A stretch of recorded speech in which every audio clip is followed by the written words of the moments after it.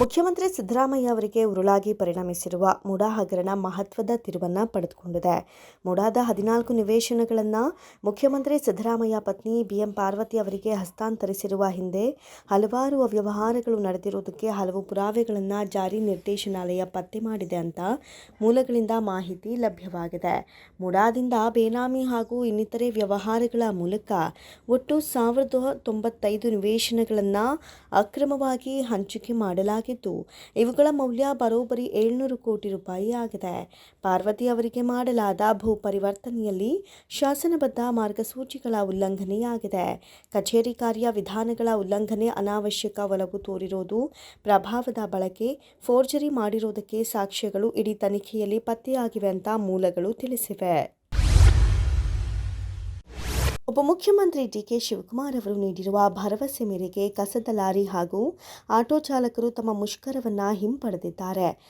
ಮನೆಗಳಿಂದ ಕಸ ಸಂಗ್ರಹಿಸೋ ಹಾಗೂ ವಿಲೇವಾರಿ ಮಾಡುವ ವಾಹನಗಳ ಚಾಲಕರು ಮತ್ತು ಸಹಾಯಕರು ತಮ್ಮ ಸೇವೆಯನ್ನು ಬಿಬಿಎಂಪಿಯಲ್ಲಿ ಕಾಯಂ ವಿಲೀನ ಮಾಡಿಕೊಳ್ಳುವಂತೆ ಆಗ್ರಹಿಸಿ ಸೋಮವಾರದಿಂದ ಅಮರನಾಂತ ಉಪವಾಸ ಸತ್ಯಾಗ್ರಹ ನಡೆಸ್ತಾ ಇದ್ರು.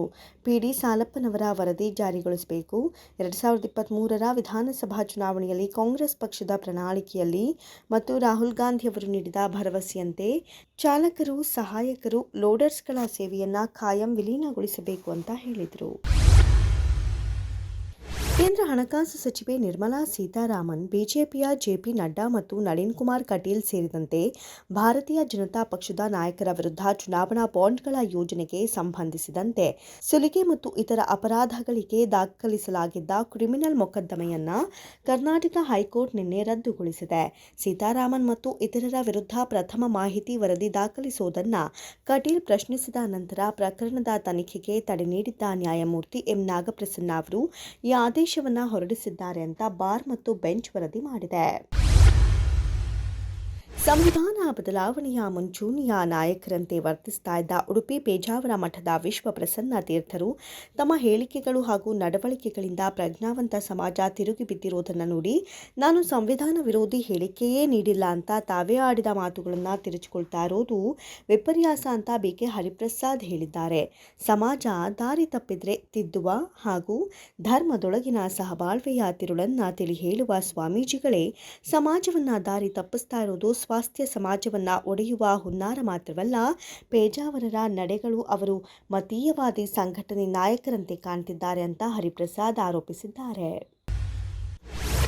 ಯಾವುದೇ ಧರ್ಮ ಮತ್ತು ಸಮಾಜದ ಕೀಳರಿಮೆ ಹಾಗೂ ಪ್ರತ್ಯೇಕತೆಯನ್ನು ಅನುಭವಿಸುವ ವಾತಾವರಣವಿರಬಾರದು. ಧಾರ್ಮಿಕ ನಂಬಿಕೆ ದೌರ್ಬಲ್ಯವಲ್ಲ, ಅದು ಭೂಮಿಯ ಮೇಲಿನ ಸೌಹಾರ್ದತೆಯ ಪ್ರಬಲ ಶಕ್ತಿಯಾಗಿದೆ ಅಂತ ವಿಧಾನಸಭೆಯ ಸಭಾಧ್ಯಕ್ಷ ಯುಟಿ ಖಾದರ್ ಹೇಳಿದ್ದಾರೆ. ರೋಮಿನ ವ್ಯಾಟಿಕನ್ ನಗರದಲ್ಲಿ ಬ್ರಹ್ಮಶ್ರೀ ನಾರಾಯಣ ಗುರುಗಳ ಮೊದಲ ಅಂತಾರಾಷ್ಟ್ರೀಯ ಸರ್ವಧರ್ಮ ಸಮ್ಮೇಳನದ ಶತಮಾನೋತ್ಸವ ಸ್ಮರಣಾರ್ಥ ಮಾನವೀಯತೆಗಾಗಿ ಧರ್ಮಗಳ ಒಗ್ಗಟ್ಟು ಎಂಬ ಶೀರ್ಷಿಕೆಯೊಂದಿಗೆ ಆಯೋಜಿಸಲಾದ 3 ದಿನಗಳ ವಿಶ್ವ ಸರ್ವಧರ್ಮ ಸಮ್ಮೇಳನದಲ್ಲಿ ಭಾಗವಹಿಸಿ ತಮ್ಮ ಅಭಿಪ್ರಾಯವನ್ನು ವ್ಯಕ್ತಪಡಿಸಿದ್ದಾರೆ. ಅಧಿಕಾರ ಹಸ್ತಾಂತರಕ್ಕೆ ಸಂಬಂಧಿಸಿ ನಮ್ಮ ನಡುವೆ ಒಪ್ಪಂದವಾಗಿರೋದು ನಿಜ. ಸಮಯ ಬಂದಾಗ ಆ ಬಗ್ಗೆ ಮಾತನಾಡುವೆ ಅಂತ ಡಿಸಿಎಂ ಡಿಕೆ ಶಿವಕುಮಾರ್ ನೀಡಿರುವ ಹೇಳಿಕೆಗೆ ಸಿಎಂ ಸಿದ್ದರಾಮಯ್ಯ ಟಕ್ಕರ್ ಕೊಟ್ಟಿದ್ದಾರೆ. ನಮ್ಮ ನಡುವೆ ಯಾವ ಒಪ್ಪಂದವೂ ಆಗಿಲ್ಲ, ಹೈಕಮಾಂಡ್ ಮಾತಿನಂತೆ ನಡೆದುಕೊಳ್ತೇವೆ ಅಂತ ಅವರು ಹೇಳಿದ್ದಾರೆ. ಮಂಡ್ಯ ಜಿಲ್ಲೆಯ ಕೆಆರ್ಪೇಟೆ ತಾಲೂಕಿನ ಬಂಡಬೋಯಿನಹಳ್ಳಿಯಲ್ಲಿ ಮಾತನಾಡಿದ ಅವರು, ಹೈಕಮಾಂಡ್ ತೀರ್ಮಾನದಂತೆ ನಾವು ನಡೆದುಕೊಳ್ತೇವೆ, ನಮ್ಮ ಮಧ್ಯೆ ಯಾವ ಒಪ್ಪಂದವೂ ಆಗಿಲ್ಲ ಎಂದರು.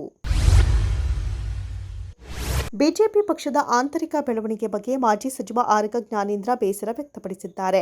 ಜಿಲ್ಲಾಧ್ಯಕ್ಷರು ಹಾಗೂ ಶಾಸಕರ ಸಭೆಯಲ್ಲಿ ಅಸಮಾಧಾನ ವ್ಯಕ್ತಪಡಿಸಿದ್ದಾರೆ. ನಾವೆಲ್ಲ ಸಂಘ ಪರಿವಾರದ ಹಿನ್ನೆಲೆಯಿಂದ ಬಂದವರು. ಇತ್ತೀಚಿನ ಪಕ್ಷದ ಬೆಳವಣಿಗೆಯಿಂದ ನಮಗೆ ಮುಜುಗರವಾಗ್ತಾ ಇದೆ. ಹಾದಿಬೀದಿಯಲ್ಲಿ ನಿಂತು ಮಾತನಾಡುವುದು ಸರಿಯಲ್ಲ ಅಂತ ಯತ್ನಾಳ್ಗೆ ಎಚ್ಚರಿಕೆ ನೀಡಿದರು. ರಾಜ್ಯಾಧ್ಯಕ್ಷರು ಅಂತ ವರಿಷ್ಠರು ಆಯ್ಕೆ ಮಾಡಿದ ಮೇಲೆ ಎಲ್ಲರೂ ಗೌರವಿಸಬೇಕು. ಏನಾದರೂ ಸಮಸ್ಯೆ ಇದ್ದಲ್ಲಿ ಹಿರಿಯರ ಗಮನಕ್ಕೆ ತರಬೇಕು. ಹೀಗೆ ಆದರೆ ಕಾರ್ಯಕರ್ತರಿಗೆ ಮುಖ ತೋರಿಸೋದಕ್ಕೆ ಕಷ್ಟ ಆಗುತ್ತೆ. ಶೀಘ್ರವೇ ಕ್ರಮ ಕೈಗೊಳ್ಳಬೇಕು ಅಂತ ಒತ್ತಾಯಿಸಿದರು. ವಕ್ಫ್ ಬೋರ್ಡ್ ವಿರುದ್ಧ ನಿರಂತರವಾಗಿ ಪ್ರತಿಭಟಿಸ್ತಾ ಇರುವಂತಹ ಬಿಜೆಪಿ ಇಂದು ಬೀದರ್ನಲ್ಲಿ ಪ್ರವಾಸ ವಕ್ಫ್ ವಿಷಯ ಮುಂದಿಟ್ಟುಕೊಂಡು ರೈತರನ್ನ ಬೀದಿಗೆ ತರಲು ರಾಜ್ಯ ಸರ್ಕಾರ ಕುಮ್ಮಕ್ಕು ಕೊಡ್ತಾ ಇದೆ ಅಂತ ಬಿಜೆಪಿ ರಾಜ್ಯಾಧ್ಯಕ್ಷ ಮತ್ತು ಶಾಸಕ ಬಿವೈ ವಿಜಯೇಂದ್ರ ಅವರು ಆಕ್ಷೇಪವನ್ನು ವ್ಯಕ್ತಪಡಿಸಿದ್ದಾರೆ. ಬೀದರ್ನಲ್ಲಿ ಇಂದು ಮಾಧ್ಯಮಗೋಷ್ಠಿಯಲ್ಲಿ ಮಾತನಾಡಿದ ಅವರು, ವಕ್ಫ್ ಮೂಲಕ ರೈತರ ಮಠ ಮಂದಿರಗಳ ಜಾಗ ಒತ್ತುವರಿಯ ವಿರುದ್ಧ ಬಿಜೆಪಿ ನಿರಂತರ ಹೋರಾಟ ಮಾಡಿದೆ. ಬೀದರ್ ಹಾಗೂ ಕಲಬುರಗಿ ಜಿಲ್ಲೆಗಳಲ್ಲಿ ಇವತ್ತು ಪ್ರವಾಸ ನಡೀತಾ ಇದೆ ಅಂತ ಅವರು ವಿವರಿಸಿದರು. ಡಾಕ್ಟರ್ ಅಶ್ವಥ್ ನಾರಾಯಣ್, ರೇಣುಕಾಚಾರ್ಯ, ಬಿ ಶ್ರೀರಾಮುಲು, ಖೂಬಾ, ಭೈರತಿ ಬಸವರಾಜ್ ಮೊದಲಾದ ನಾಯಕರು ತಮ್ಮ ಜೊತೆಗಿದ್ದಾರೆ ಅಂತ ತಿಳಿಸಿದರು.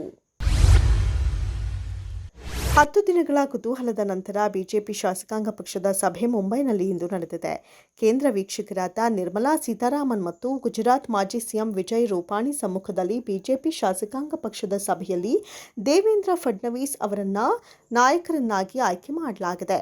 ರಾಷ್ಟ್ರೀಯ ಸ್ವಯಂ ಸೇವಕ ಸಂಘದ ಒತ್ತಡದ ಮೇರೆಗೆ ದೇವೇಂದ್ರ ಸರಿತಾ ಗಂಗಾಧರ್ ರಾವ್ ಅವರನ್ನೇ ಮುಖ್ಯಮಂತ್ರಿಯಾಗಿ ಆಯ್ಕೆ ಮಾಡಲಾಗಿದೆ.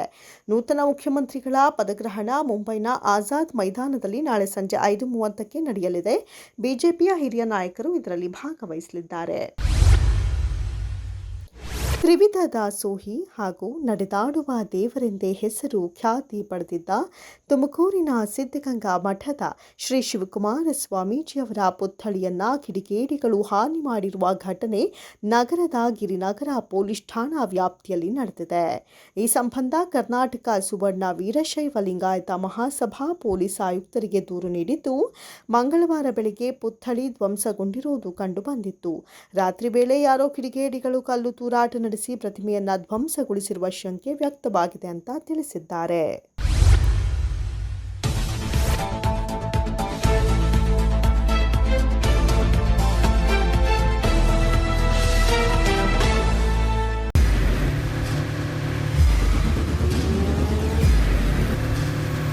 ಪ್ರಜಾಮಾರ್ಗ ನ್ಯೂಸ್, ಇದು ಜನಸಾಮಾನ್ಯರ ಧ್ವನಿ.